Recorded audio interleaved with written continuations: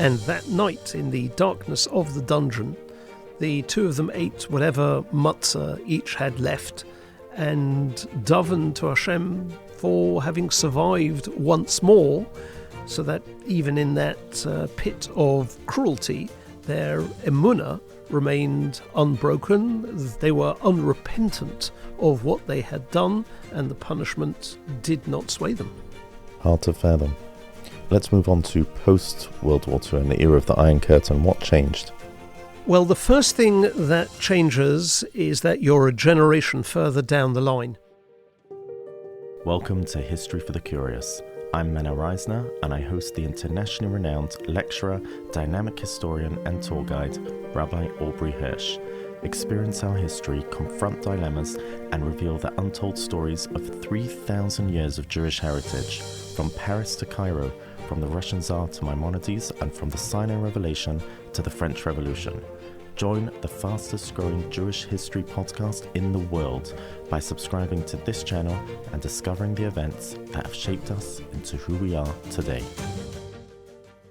This week's podcast is Le'ilu Nishmas Chaya Sora Schindler Gottlieb, who passed away Beis Nissan, Chaya Sora Bas Yisrael Tzvi. She lived in Lugano during World War II and moved to Antwerp, Belgium, where she married, and she left behind her a wonderful legacy of children, grandchildren, and great-grandchildren, and we wish the family Chaim Aruchim. Amen, Chaim Aruchim. Thank you, Rabbi Hirsch. So, just by way of introduction, this week's episode is obviously our pre-Pesach episode, and we're going to be discussing how matzos were brought to Jews in Russia through the 20th century. So in the last 4 years, a report showed that when it comes to eating matzah, the Jews of the former Soviet Union are in a league of their own. At the top of the chart are Azerbaijan's 8,000 Jews who consume 10 tons of matzah. And that's 2.7 pounds per person, a ratio that's nearly 3 times what's on stock for the average soldier in the Israeli army. So seems like they're eating them long after Pesach.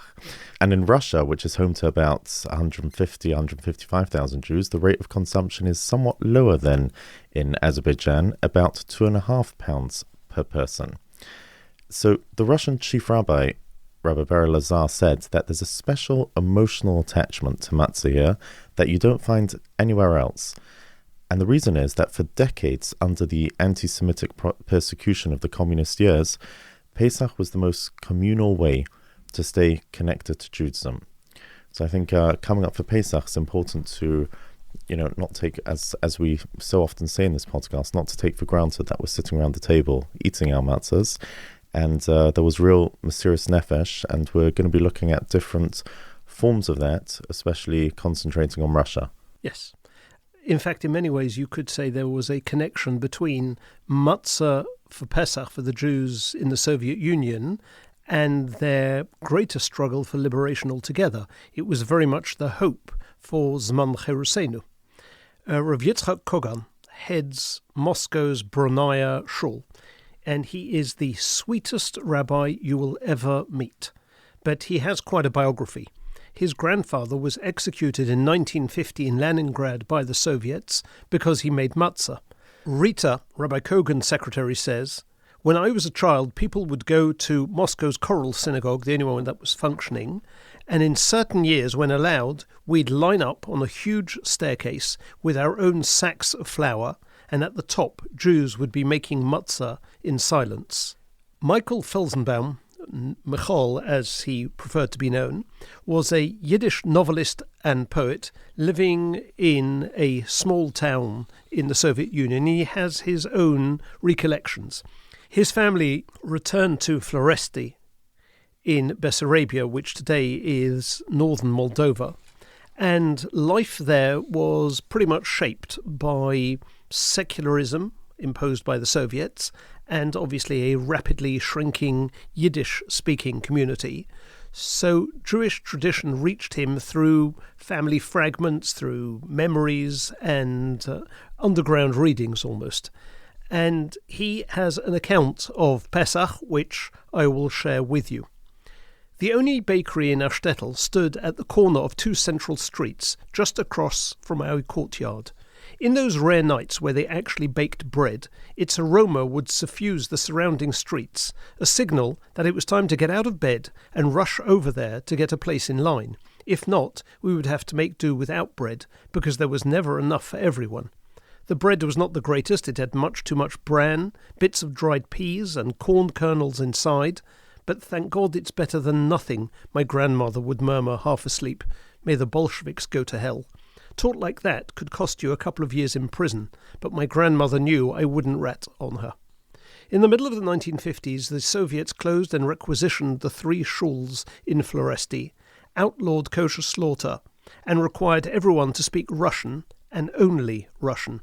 Although our Aunt Hinka, who taught in a kindergarten, would pinch me on the cheek and ask, "Nu, so how are you doing, Malchik?" which means little boy. Malchik might have been the only Russian word she ever learned. It was definitely the only one I heard out of her mouth. My father, Notka the heretic, was the only family member who spoke decent Russian, but even he, a grown man, a frontovnik, a World War II veteran, was ordered to attend night school, because before the war he had just managed to finish 7th grade in a Yiddish school, which was only the equivalent of 5th grade in a Russian school. His absence turned out to be an advantage for my traditional Jewish grandmother, though, because on the 3 afternoons a week that my anti-religious father was in class, she would call together a minion of Jewish men at our house, close the shutters, and listen to them recite Mincha and Mariv. So our family did what it could in those years. Right after Purim, my grandmother would begin preparing for Pesach. As long as the water carrier, Rav Moshe Cherkis, was still alive, he made certain that every Jewish family had enough well water from the nearby farm collective so Jews could cook their beets and ferment them to make borscht for Pesach, as well as 3 wash tubs full of water to launder their wash and tablecloths. In the courtyard they constructed a makeshift oven to heat the stones. The glowing stones were used to heat the water that made our dishes kosher for Pesach. Now, it was bad enough that the Bolsheviks had closed the synagogues and forced the old Jews into school to study Russian, but they also shut down the Matzah bakery and forbade us from baking matzah. How could you have Pesach without matzah? Even my father used to look forward to Pesach. And then the Jews figured it all out. Burlak, the director of the shtetl bakery, was a nice Jew, even if his family name made him sound like a regular goy. Every year, about a month before the holiday, a group of local Jews would meet with Burlak privately, and as luck would have it, exactly 3 weeks before Pesach, one of the 5 enormous ovens in his bakery would break down, and by coincidence, it would be the only one actually located in a separate room. Once, when I was a young boy, my grandmother Milka woke me up in the middle of the night, told me to dress in silence, handed me a couple of bleached white pillowcases, and said I should follow her. It was cold and dark outside, and you could almost feel the darkness of Egypt. We crossed the street and approached the fence surrounding the bakery. My grandmother stealthily moved one of the pickets in the fence aside, and we broke into the courtyard of the bakery, and then slipped inside, where we entered a large room. At a long table, several of our Jewish neighbours stood, mixing and rolling out dough. "Go wash your hands and get to work, Yingela," my uncle Jonas said. He measured out a precise amount of dough, tossed it on the surface of the table and quickly rolled it out. "Come and take that tool there and roll out some matzah too." And eventually, on Pesach, as my grandmother blessed the candles, I made the blessing over my very own bread of affliction. Wow, so that's what was happening inside. But let's hear a clip from those in the free world who tried to get matzahs into the USSR. So the first clip is before World War II. We interviewed Rabbi Eliezri from California, who plays an active role in national and international Jewish affairs, and who has written a book called Undaunted, a biography of the 6th Lubavitcher Rebbe, Rabbi Yosef Yitzchak Schneerson, who became Rebbe in 1920. He had already worked together with Rabbonim in Eastern Europe on behalf of Jewry, including Rabbi Elia Chaim Meisels of Lodz, Rabbi Chaim of Brisk, and Rabbi Chaim Moshe Grudzinski. In 1927, the Rebbe was arrested and placed in solitary confinement in Leningrad. Intervention by leading foreign statesmen and senators spared his life and allowed him to emigrate to Riga in Latvia. And in 1929, during years of famine, he spearheaded the campaign for matzos into the USSR. Here's that clip. What I'd like to talk to you about is the campaign that the Rebbe spearheaded in 1929 to get matzah into Russia, into the Ukraine. And from what I understand, in terms of background, there had been tremendous food shortages in the Soviet Union in 1928, and there was food rationing. And Ukraine, of course, was always the whipping boy of the Soviet Union. They got always the worst deal, and most of the Jews were living in Ukraine, and therefore the Rebbe was particularly concerned about them. Right. It was also part of his. Here he is in Riga after he was sentenced to death and escapes, he gets exiled from Russia, and he's trying to figure out how is he going to help the Jews of Russia. And it comes clear to him that there's a serious problem with Pesach coming up, because even if there's limited food, if the Jews don't have matzos, they're going to literally starve out, because most of the Jews at this point are still traditional. They may not be 100% religiously observant. Communism hasn't destroyed Judaism totally. It's working on it. Till now, Lubavitch had already resented in Russia, and now he's in a totally different environment. And the question is, can he marshal the resources, the support, and create a coalition which is going to be successful in helping the Jews of Russia? So he will reach out to Gedolim like the Chofetz Chaim and Reb Chaim Ozer. Is that the first step? I think it's a very instrumental step, because first thing we see that the Frierdiker Rebbe knew many of these people. There was a conference in Russia in 1910 where the Russian government had convened the major Gedolim, the major Jewish leaders, to discuss about the fate of Judaism in Russia. And he had accompanied his father there. Chaim Ozer was there, the Chofetz Chaim was there, the Ger Rebbe was there. And he turned many times to Chaim Ozer for advice. So this was, I think, the most logical step. He held them in great respect. And it's not just Reb Chaim Ozer and the Chofetz Chaim that support him, but he's able to create a broad coalition that reaches into many countries. In Eretz Yisrael, you have both Rav Kook and you have the member leaders of the Eidei Charedes. And he's able to get support from Western Europe, from rabbinical leaders in France and in England. So he creates this kind of coalition which is focused on one thing: how do we get matzahs and how do we help the Jews in Russia? So initially, it's not so much that he's putting funds together, but the coalition of support. Right. I think he has to get the coalition to have the support. And now that he gets them together, and there's a kol koreh, the signatures that I've seen of Major Gedolim, the Kovnarov as well, what is his next step? That Jewish communities around the world should send money for this. He also tries to reach out to the Joint at this point, and he's been having difficulties with the Joint for a few years already. Perhaps just a word of introduction to explain how the Joint operated and how large the Joint was in Eastern Europe, especially post-World War I. The Joint Distribution Committee was created, I think, around 1916 or 17, when you had disparate groups of American Jews that were trying to help Jews in Europe. Now, these Jews cared passionately about the Jews in Europe because many of them had just come from Europe. So the connection was very strong and very, very powerful. So they brought together, Orthodox, more liberal Jews, etc., all together in one umbrella, which became the Joint Distribution Committee, also known as the JDC. It still operates today and has a budget of over $400 million a year. And it operates in many, many countries around the world, providing aid primarily as the Agency of American Jewry. It's still a very strong and important organization. At this point, it really is the primary funder of Jewish life in Russia. And they had initially been supportive of the work that the Rebbe was doing, but then they became partners with the communists in Russia starting in the mid-1920s, and they developed agricultural settlements which Jews were being removed forcibly from their homes, almost forcibly, which didn't have any religious infrastructure, pulling them away from their friends, from their community, from their traditions. The Rebbe never expressed publicly opposition to it, but he had been privately lobbying them, trying to get them to be supportive of his work in Russia, which was to create home-based industries and to help Jews out where they could still live in cities and have economic help and keep yeshivas and religious life going along. The Joint had become the primary partners with the communists, which is pretty interesting because the Joint was run by a bunch of American capitalists. The head was Felix Wahlberg, who was a great American banker, the son-in-law of Jacob Schiff, one of the richest Jews in America. And he's got this kind of underlying tension with the joint. They are very hesitant and very skeptical.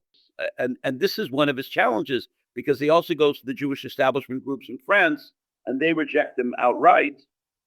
Can I ask, the joint, was it aware of Stalin's intentions and of the fact that he's closing down mikvahs and shuls and schools across the Soviet Union? The head of the joint, Felix Wahlberg, was, if you read his biography, a very interesting biography by Ram Chernow, Wahlberg would turn up in Temple Emmanuel, the famous Reform temple in Manhattan, for a half hour on Yom Kippur. He was a Jew that came from Germany as a young man, and he didn't have a strong sense of tradition. He had been in Russia in 1926 and 1927. He had been on a world tour. He'd been to Russia. He had met with the previous Rebbe in Russia, but he had also been taken to these agricultural communities where he saw Jews with their tools and their utensils, and they're creating a new life. And one was called Wahlberg 5, and one was called Wahlberg 6. Towns were named after him. So between the fact that he doesn't see a great value in religious tradition, and that he got the dog and pony show in Russia where the communists showed him what's going to be, so he felt that the approach of the Rebbe was wrong. Later on in 1929, the previous Rebbe comes to America, and one of his primary goals is to try to sway the joint. And why he has success with some of the staff, Wahlberg won't even meet with them and writes a letter saying he doesn't trust them. And I think there's another reason they were fearful, because the Rebbe's activities were considered illegal. And the joint didn't want to rock the boat with the communists. It would put their other work in Russia in underneath maybe criticism, or they wouldn't cooperate. And we understand that the joint spent on this agricultural project in those years between mid-1920s to 1937, $250 million of today's dollars, $16 million of the money of that in the value of that time. They became one of the largest landowners in Russia. And in 1937, 200 members of the staff of the joint were either arrested, exiled, or killed. And it came to a terrible end, but they hid it from the American public. And the joint's done many wonderful, noble things, and their intentions were good. They wanted to help the Jews of Russia, and they thought the best way is to be partners with the communists. And the Rebbe was telling them, we need to work with the Jews in Russia and to help keep them their identity, their spiritual identity, and the Jewish identity. So what was the next step? They now have started fundraising, but having money and having support is still not going to change what Russia is going to do. They need to work on the political side of things. The Rebbe has an ace in the hand, which is a man called Mordechai Dubin, who's a member of the Latvian parliament. He's the head of Agudas Yisrael in Latvia. He's the chairman of the Jewish community of Riga. So he is probably the most prominent Jew in Latvia at this time. And even when Jews who had difficulties with the Latvian government, who didn't share his political persuasion, he was the one who always helped them out. So the Rebbe sends his son-in-law, Reb Shmari Garari, to work with Dubin, and they meet with the Russian ambassadors. They lobby. They're involved with this whole diplomatic effort, but it's a very, very difficult one. As Garari writes a letter to one of the supporters in Israel, every day the Russian government is changing its mind. Today it's yes, tomorrow it's no. At the same time, the Rebbe turns to Jewish leaders in Germany, Rabbi Hildesheim, to get together other people in Germany, and they go lobby the Russian government. To allow matzos in or flour in? No, to allow matzos in. First thing, will they allow them in? Because at this point, the Russian government doesn't want to let them in. And then at one point, they want to charge an outrageous tariff. Riga, Latvia, which Riga is the capital, is one of its primary trading partners. So when Mordechai Dubin, who's a member of parliament, comes to them and lobbies, that's a very significant thing. He has limited success at first. Very limited success. They allowed 5 wagons in from Latvia. That was the first break. But they demanded a duty price of 2 rubles, which would be $130,000 a shipment, which is some $2 million today. And finally, they went down to 50 kopecks. They went down by 75%. So they began producing the matzahs in Riga, in Defiance, in Berlin, in different cities. And they eventually sent it 140,000 kilos. And in addition to that, they sent individual packages, over 5,500, that were mailed directly to families in 400 communities. And it really foreshadows something much bigger. Number one, he's able to succeed to create a broad coalition within the traditional Jewish community to support what he's doing. Number two, he raises the money, and he can still continue what he believes is his central mission, which is taking care of the Jews of Russia, which is to him something of paramount importance that goes on for the rest of his life. But there's one thing I still don't understand. Bottom line, the Soviets were aware that matzah was not simply a way of avoiding the famine, but very much a religious requirement. Why would they have moved on this and allowed in 140,000 kilo of a banned substance? The Soviet Union still wants to get recognized diplomatically. The diplomatic relationships in London had been severed in 1927 when they found a spy ring in London that was orchestrated by the communists. They were having difficulties with other countries. We're doing something to help the Jews. We're doing something which is good. Maybe it's analogous, and I'm not sure if it is or not, but we could speculate that when we had the yeshiva Bachram, there was a group of yeshiva students from the Mir Yeshiva and other yeshivas that were in Vilnius, and they wanted to travel to Russia to get to Shanghai. They charged $500 a person, but the Russians, according to the yeshiva students, wanted to show, we'll let the Jews go, these rabbinical students come to Russia because we are good people.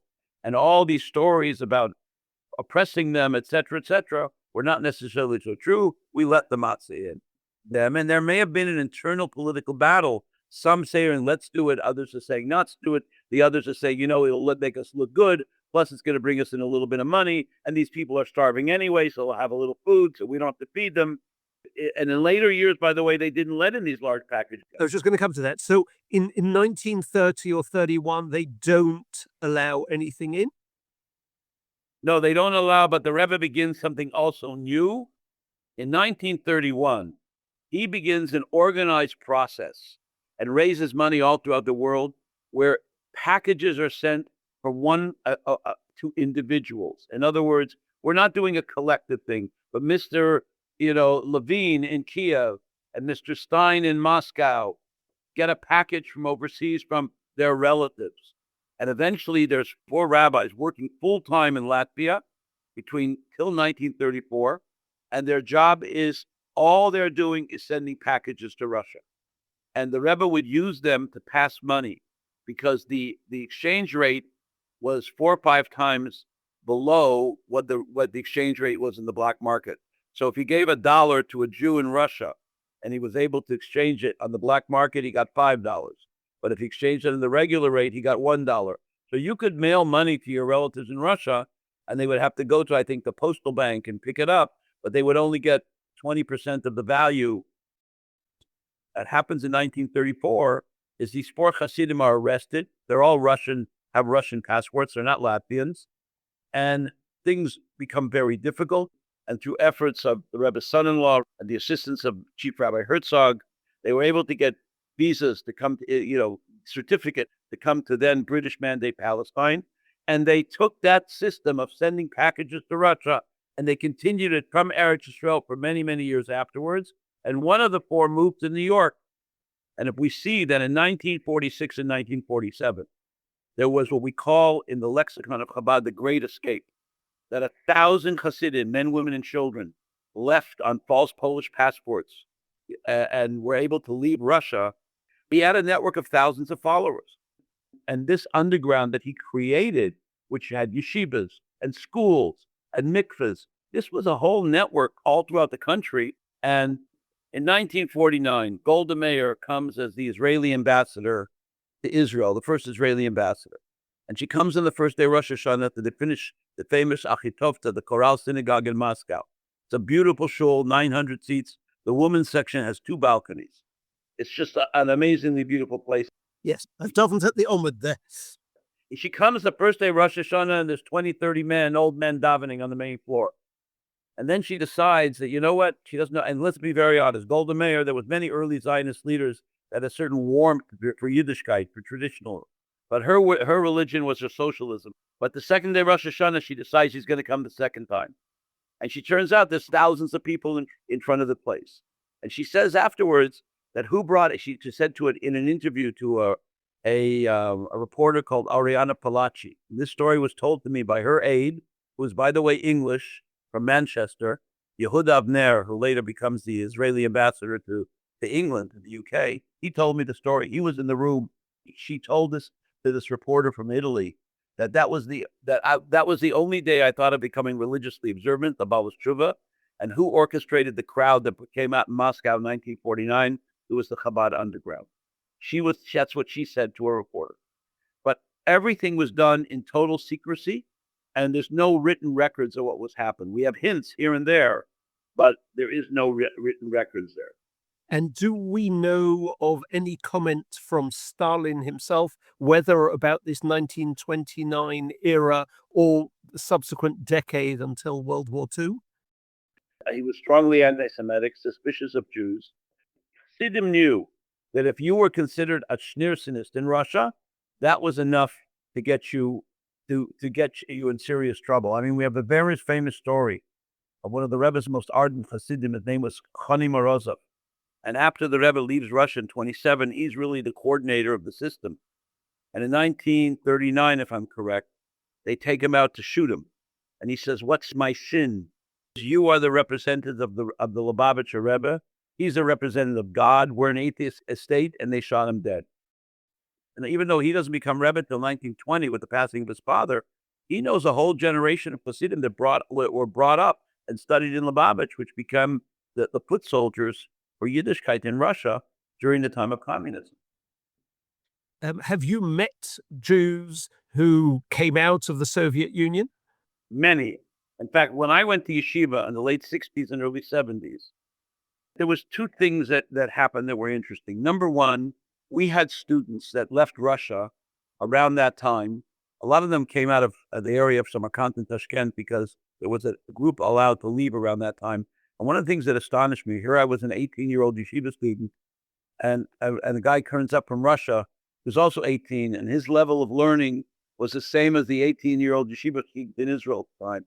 That was really quite amazing because he had gone to a secret yeshiva in Samarkand.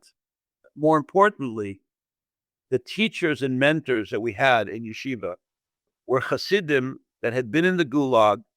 Many of them had escaped Russia during the Great Escape in 1946 and 47. These were our mentors and these were our role models.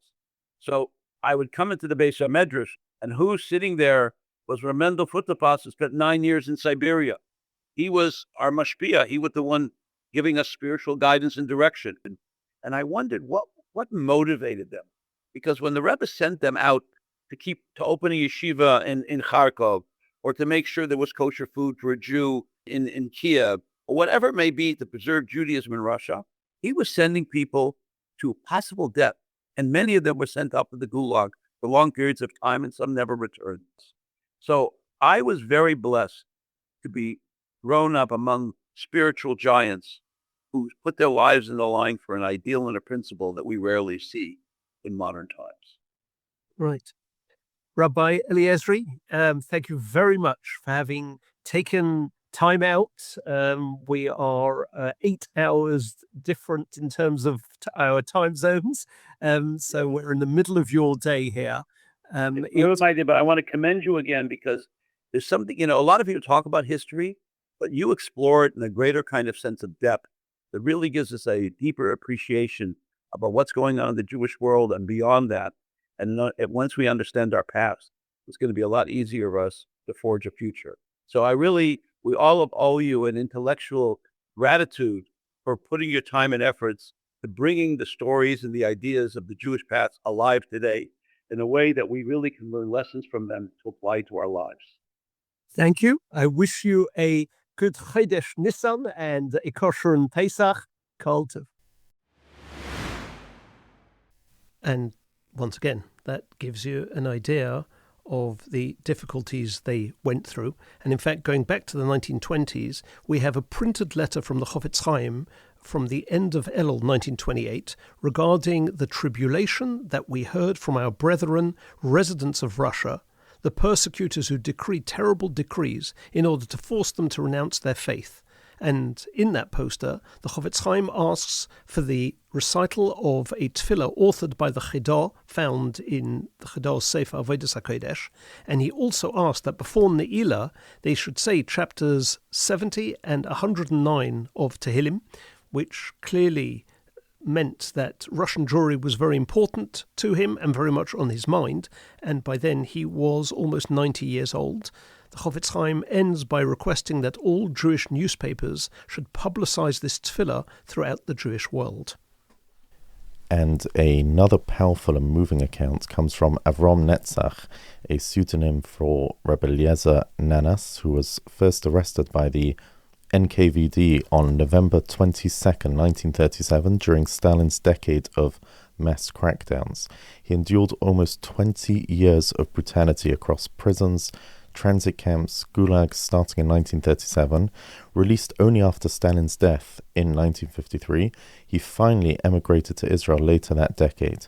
His book, which we have quoted from in the past about his release, contains a number of stories about Pesach and matzos, and we will share just one from 1938, just to give you an idea of what emunah over Pesach really means.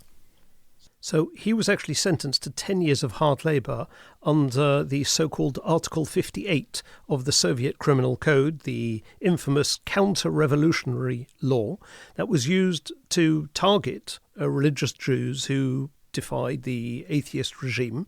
And the charge was organising underground Torah study across multiple Soviet cities. But his refusal, while in Siberia, to abandon Shmir Shabbos or Kashrus or Jewish practice earned him the initially mocking nickname Subota, which means Shabbos.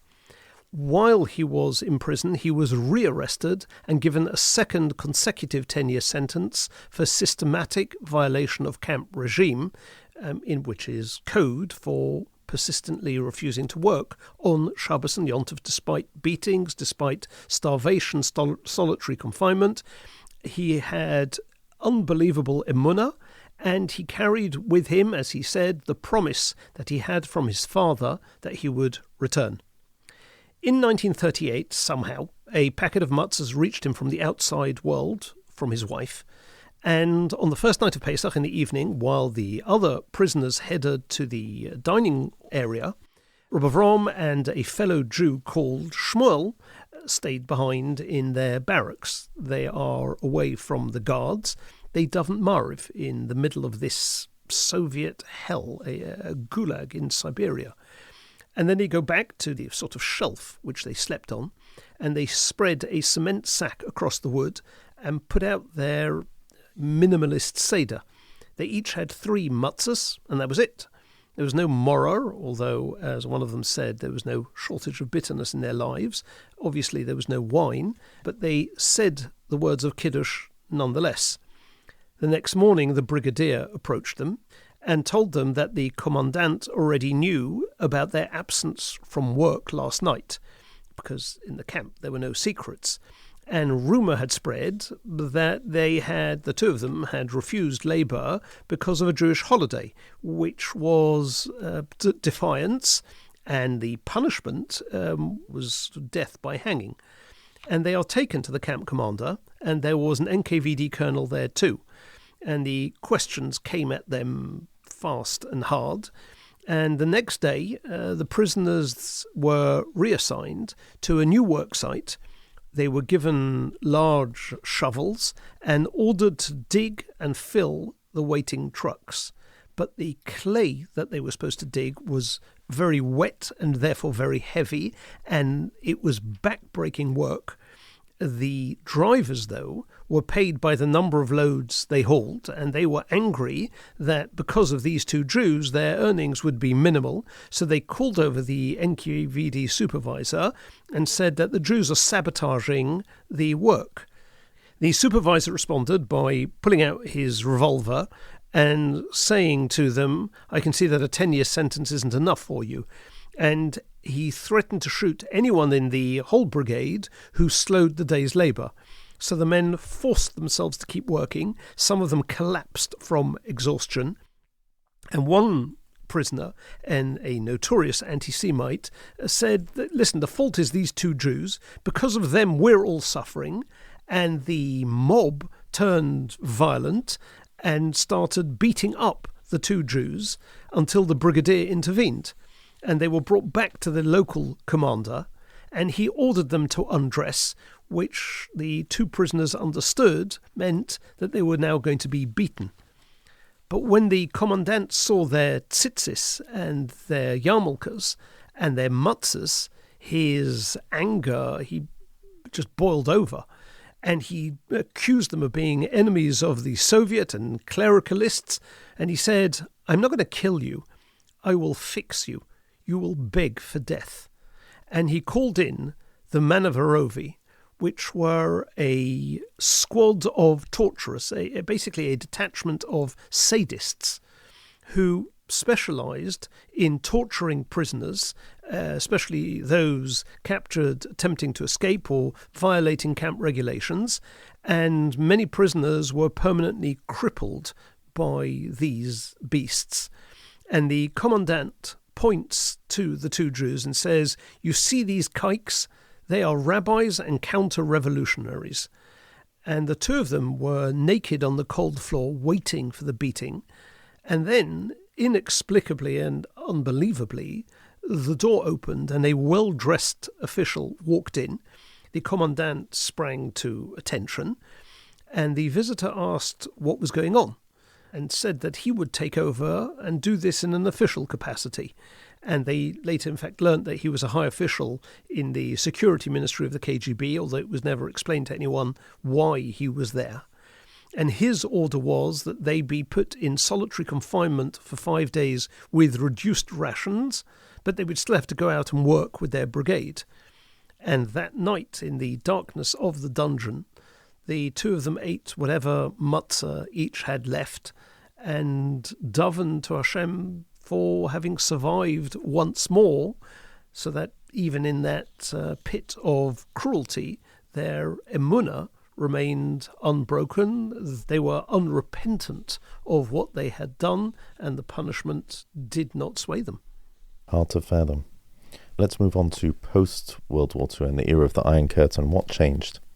Well, the first thing that changes is that you're a generation further down the line, and that unlike Subota, who we just heard about, who's been brought up in a full environment of Torah and mitzvahs and then torn away from it.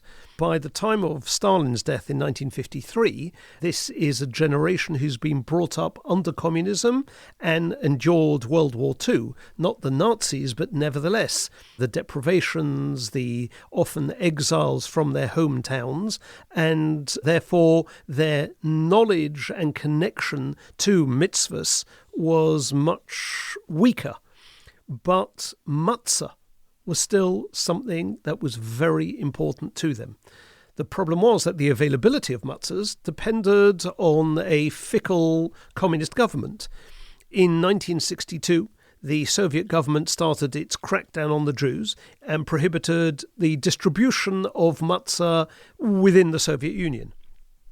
In 1963, a US senator from New York, Jacob Javits, obviously Jewish, sent an appeal to the Soviet ambassador to the US to allow shipments of American matzahs, because a number of matzah manufacturers in the United States offered to send matzah to Soviet Jews. And Gennady Gavrikov, a secretary of the Soviet embassy in Washington, said on February 7th that the Jews in the Soviet Union would be entitled to bake matzahs. He had met with the president of Young Israel, Rabbi David Hill, and everything therefore seemed to be headed in the right direction.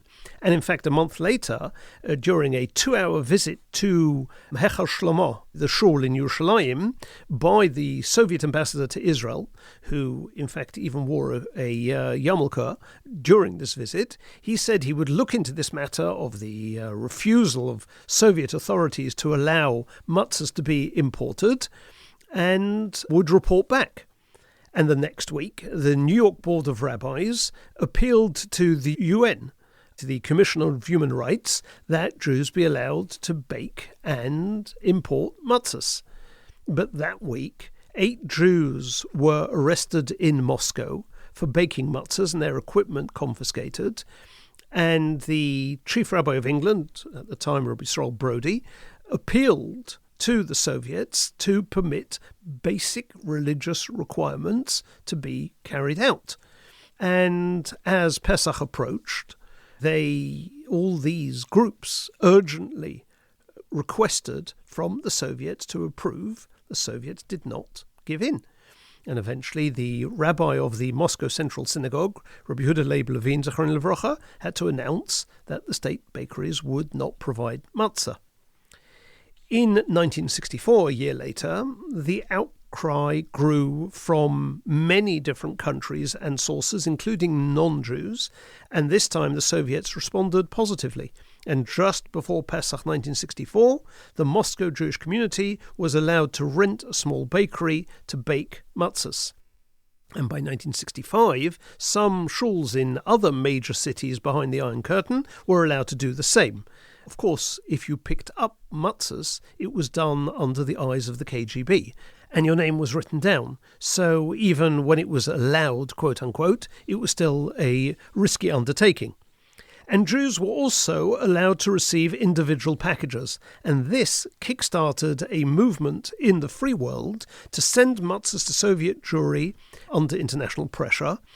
So you could say, in a sense, it was matzah and the Jewish drive and persistence to fulfill the obligation of matzah on Pesach that helped open the doors to freedom for many Soviet Jews. And talking about sending packages of matzahs, actually here in the UK there was an Askan who devoted half his life to helping the Jews behind the Iron Curtain. From the age of 40 he gave up his business and dedicated himself through the JRRC to the needs, particularly the religious needs of the Jewish people in the USSR, needs of fellow Jews, many of whom would have been forgotten were it not for his tireless efforts on their behalf. Reb Sender Schweid Oliver Shalom. And we are very grateful to his grandson, Moshe Dov Strom, who is an avid fan of the podcast and has been listening from the beginning. We spoke to him and he gave us all the following information. Yes. He was from Košice, from Kaschau in Slovakia.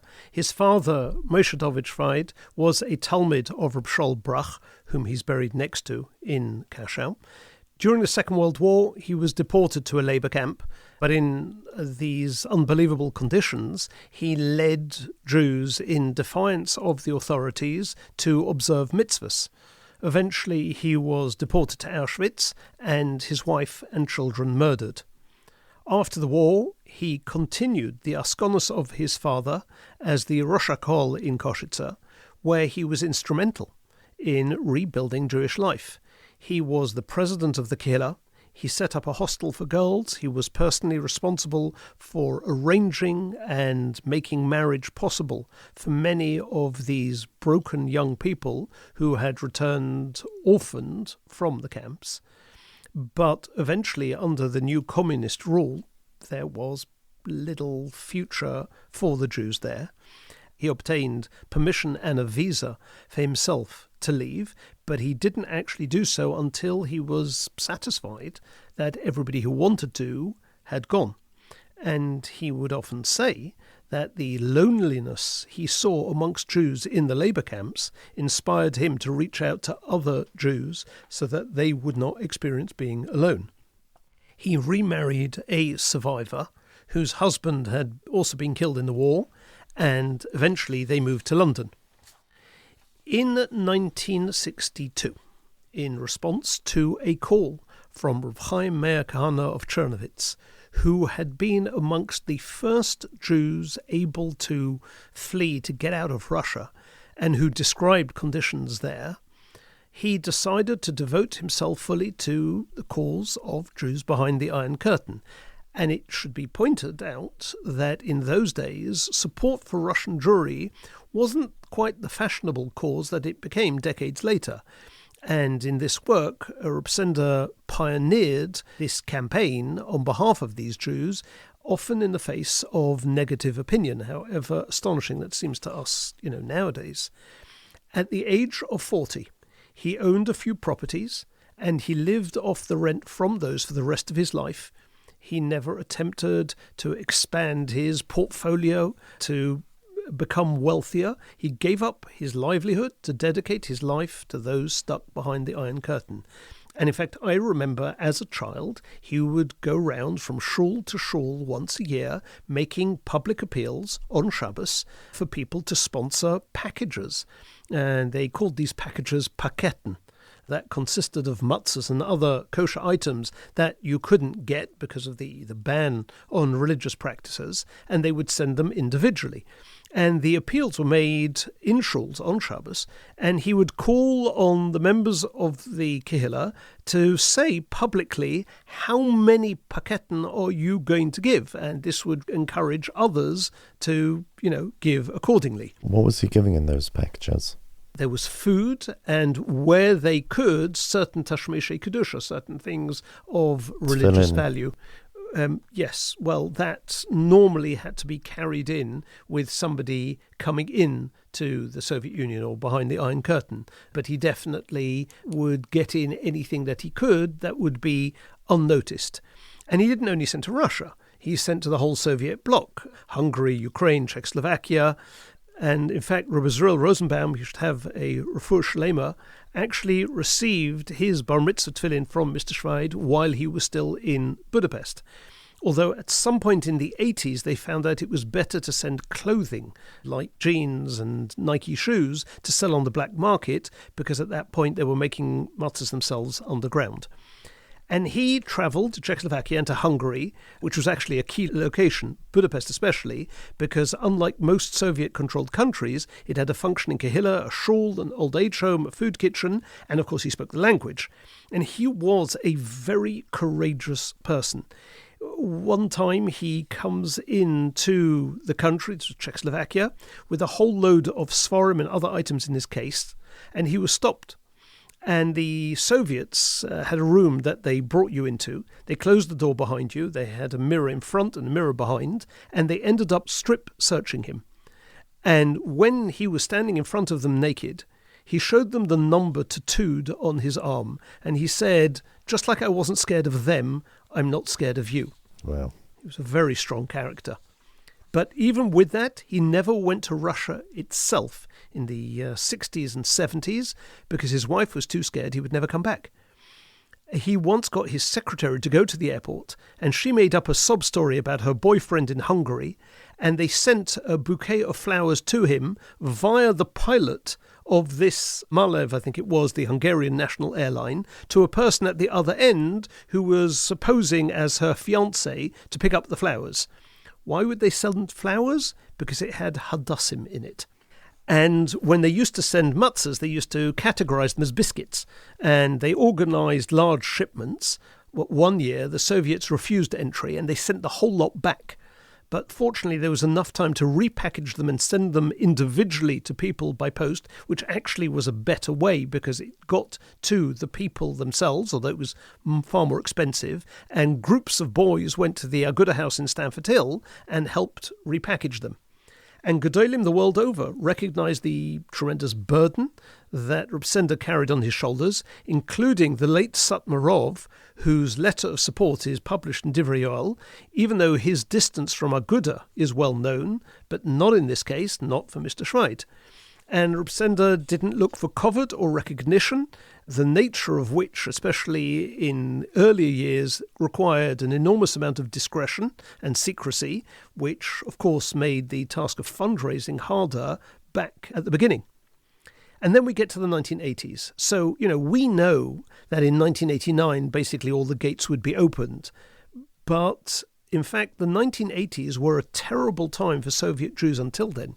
As an example, in 1979, over 51,000 Jews were allowed out. In 1984, it was less than 900.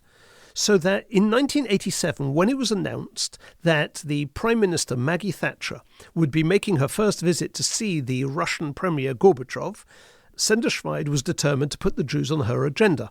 And he tried to get through to a particular minister. In the end, he went to the PM's residence at 10 Downing Street.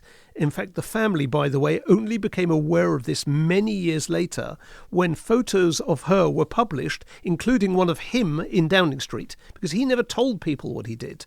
He had jotted down notes about the plight of the Soviets and their needs for the Prime Minister, which was supplemented by some of the other groups who also were sending individuals behind the Iron Curtain, and a folder was created.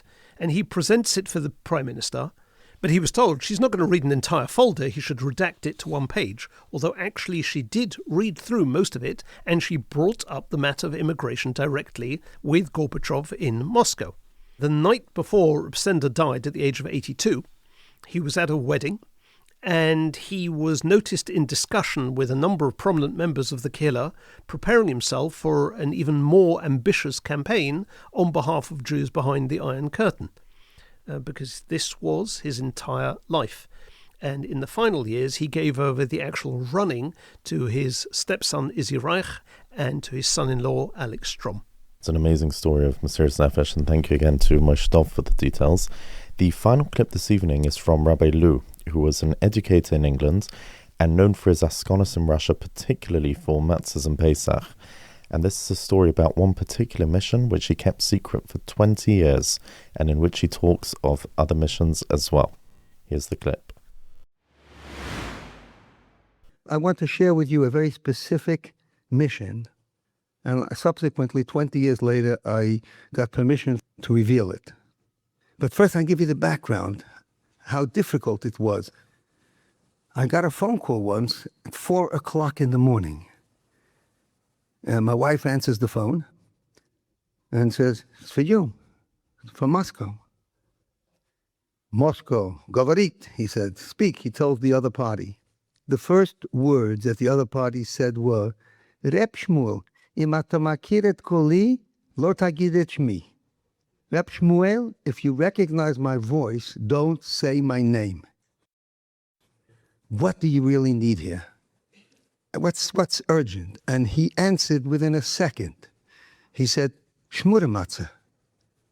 And it makes a lot of sense, because a pair of tefillin, they need that as well desperately, but tefillin will last for 100 years, a good pair. But matzah will last for 4 minutes till you can ingest it. That's the mitzvah. And I would go to all Hasidic shuls where people had shmura matzah for the whole Pesach. I would go there on the 7th day of Pesach and tell the people, anyone who has an unopened packet of matzah, give it to me after Pesach. And I had a designated room at home, and I had piles and piles, and I sent in hundreds and hundreds of matzahs over the years. Starting with Isruchak, the day after Pesach, we would already be sending it in with Jews, with non-Jews, with anyone. Whoever was going in, we would send in the matzah.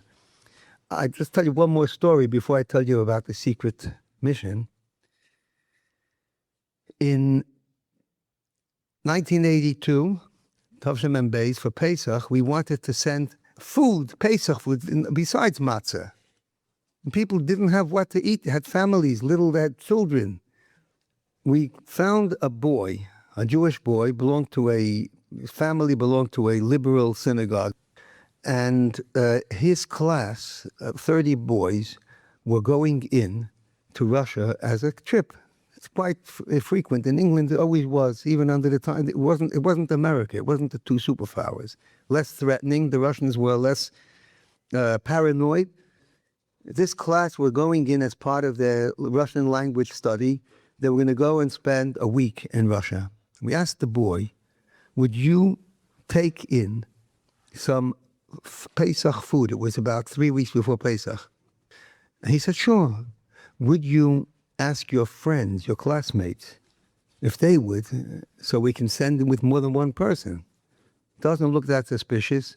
It's only food." And all his classmates were not Jewish, and every single one agreed to take in something. So one person took in a pound of sliced American cheese. Another one took in a can of Pesach fish. We bought 2 blue suitcases with green stripes filled them up to the brim with provisions for Pesach, gave them to this boy, and then we also sent somebody else, a 17, 18-year-old student, who went into Russia for 5 days. His job, he was going to learn with people and meet with refuseniks, but his real job was he went in with 2 identical suitcases, blue suitcases with green stripes. And when he was there in Russia, he took the 2 empty suitcases and we made sure they were in the same hotel, visited this boy, walked into the room, and came out 10 minutes later, still carrying 2 suitcases, even though they were pretty heavy when he walked out. And then this person, this Bnei Akiva boy, gave it to Reb Getche, the Chassid, and he distributed it amongst the families. And we sent in, as I said, hundreds of matzos, thousands of matzos, and never once did the custom ever question, why do you have these wafers, even though they had Hebrew writing? I got a phone call about 10 days before Pesach from one of the secretaries of the Rebbe, Rabbi Groner. If he sends you matzah for Russia, will you be able to get it into that country before Pesach? And then he said in Yiddish, in the name of the Rebbe, und man soll nicht reden wegen dem of Kingston Avenue. And it shouldn't be spoken about on Kingston Avenue. In other words, can you keep it completely quiet? So I said immediately, sure, yes. I called up my contact people, and we had contact with various groups and the Israeli embassy. They knew everything. So my contact person said, the Russians have been refusing visas to everyone before Pesach. Anyone who's planning to go before Pesach, they've been withholding visas, refusing visas, except for a lawyer from Leeds. Let's call him Mr. Levy, not his name. Mr. Levy from Leeds is a lawyer. He's going on Friday. He's arriving Friday night, and he's coming back Monday. He's going with a colleague. That's the only person that's going into Russia from England. I called up Mr. Levy, and I asked him, can you take 2 packets and your friend 2? And he was excited, and he said yes. But then he called me back 10 minutes later, and he says, my wife said she'll kill me if I take it. She's afraid. She said, I need a husband. You can't go there. I said, give me your wife's number. So I phoned her up, and I was pleading with her, and I explained to her that there's absolutely zero danger to the tourists. The worst they could do is expel you from the country. If there's any danger, it would be to the locals who met the person. I said, it's nothing. The end is, she relented that each could bring in 1 packet. So I already had arranged 2, and the matzahs arrived. I got them on Wednesday. Thursday, I took a train to Leeds and gave him instructions to whom to give it, but I still had 6 packets of matzah. And they worked hard, and they found 2 20-year-old yeshiva university boys who were going into Russia for 2 weeks to meet with refuseniks, to have a communal Seder. They would take it in. So I went to Terminal 3 to meet them. I got a taxi at 4 o'clock in the morning, and they went. Now I'm going to report to you what happened with the 2 packets of matzah and the 6 packets. The man from Leeds went in. They went in on Friday, got there Friday night, and the customs did not ask them about anything at all that they had except the matzah. I had sent in so many times, I had sent in matzahs, and they never once made a mention of it. They came in, this Mr. Levy, and they said, what's in that packet? The Klipper felt it. They felt the tremendous kedusha there. And he said, it's special wafers. Open it up. He opens it up, and the customs man picks up the first matzah. This lawyer is coming on Friday night. He screams at him, you're not allowed to touch it. Only a Jew can touch it. So the customs man said, I suspect that you have special secret messages in between these wafers. I want to pick up every one of them. So he said, I will do it. And he picked up every matzah and showed that there's no messages. And he delivered it together with his friend to the address I told him. And I said, Mr. Levy, you cannot imagine what a mitzvah you have done. He said, Rabbi, please don't tell me. I said, why not? He said, I saw their eyes. I saw their faces. He says, I never saw such a sight. That was my reward. I said, in that case, I promise you that this will bring you blessing in your material life as well. He said, Rabbi, please don't tell me. He said, I'll tell you something. I'm a lawyer. He's a pretty well-known lawyer in Leeds. But there's a very big lawyer in London. And he says, I'm trying to do a certain deal with him for the last 5-6 weeks. And I've never been able to get a hold of him. He's either abroad, or he's on the phone, or he's in a conference. He never was available. I delivered those matzos in Moscow. I walked out into the street, and I met him on the streets of Moscow. And we did the deal. He says, so you don't have to give me any blessings. It happened already. The boys who were arriving a day before Pesach, the night before, I think it's the night of Bedikas Chametz, if I remember correctly. They said, they went into Russia, no one asked them anything, it went through, no problem. They went and delivered it. They said, we delivered 5 of them, and we kept the 6th one. I said, where'd you keep it? They said, we had a communal Seder ourselves in Odessa, and we used it. Wherever they went in Russia, people, they met any Jews, they said they had received, somehow the distribution network operated as efficiently as you could imagine. And all of them had a piece of the matzah which the Rebbe had sent in. That's the story. So before we sign off, this has been quite a lot going on in this episode.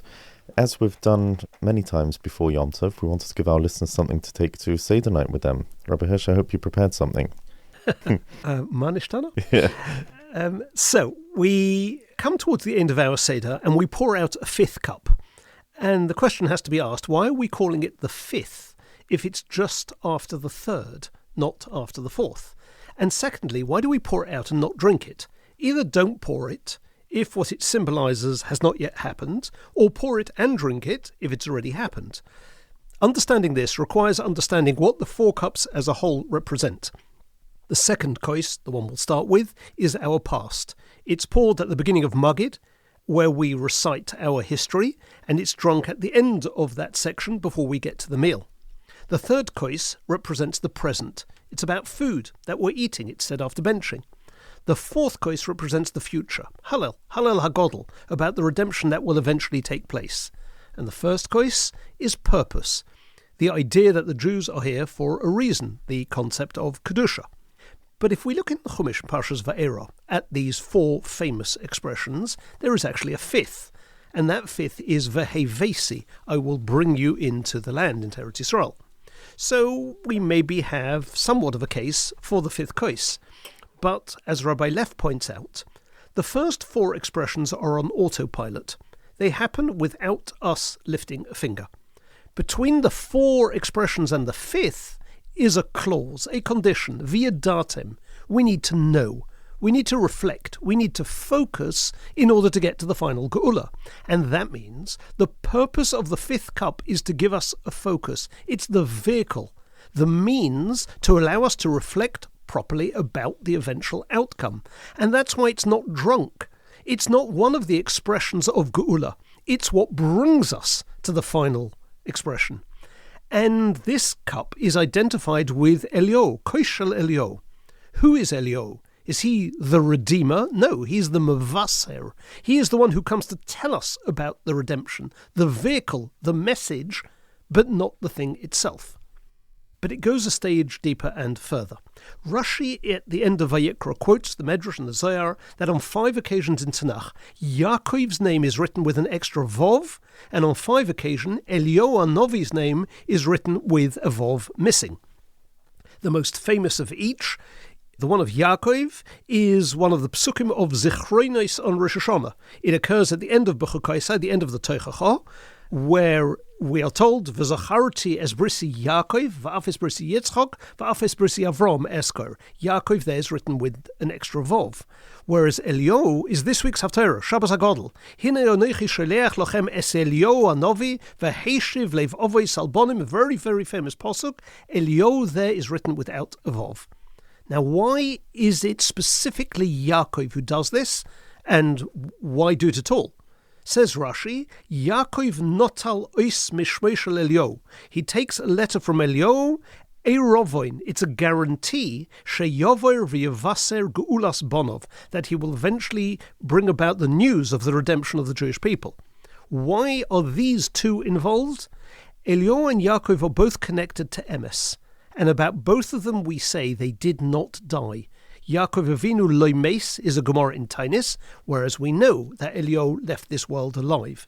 If neither of them died, they span the entirety of the Beis HaMikdash and the Golus, and the end of time. And they also represent the word Emes, which spans all of space. Its first letter is the beginning of the Aleph base, Mem is in the middle, and Tov is at the end. And the Emes that they represent can be understood with a medrash, because there is a difference between Elio and Yaakov, and it's precisely over this difference that the guarantee is taken. There's a medrash regarding the creation of the world. There's a disagreement between Shalom and Emes on the one hand, who tell Hashem, do not create the world, because man is incapable of achieving a consistency in both. Whereas Tzedakah and Chesed tell Hashem to create, because man is able to achieve these two. What did Hashem do? He takes Emes and threw it to the ground. Hishlich Emes arza. So what does that mean? He ignores Emes? He created a world without Emes? No. What it means is as follows. There is an Emes in Shamayim, which is a pure, unwavering Emes from beginning to end. And then there is an Emes where the pathway is convoluted, but the outcome is Emes. In Shamayim is the Emes of Elio. And that's why Teku, Tishbi, Yataretz, Kushios, Veboyos, he's the one who's going to come and tell us all of the difficulties and questions that we have. What is the Emes? But then there is the Emes of Yaakov. How did Yaakov get the Bechorah? In a way that seems to appear not to be Emes, but the outcome and the goal, its purpose, was Emes. And Yaakov, in fact, has two names. The name of Yisrael is the one of Geula, of redemption. The name of Yaakov is the one in Golus. It's the name that he uses when there is, so to speak, subjective Emes. And therefore, after we go into exile, Yaakov, specifically Yaakov, looks at the world and realizes that by the standards of Elio's Emes, the redemption will only occur for the few.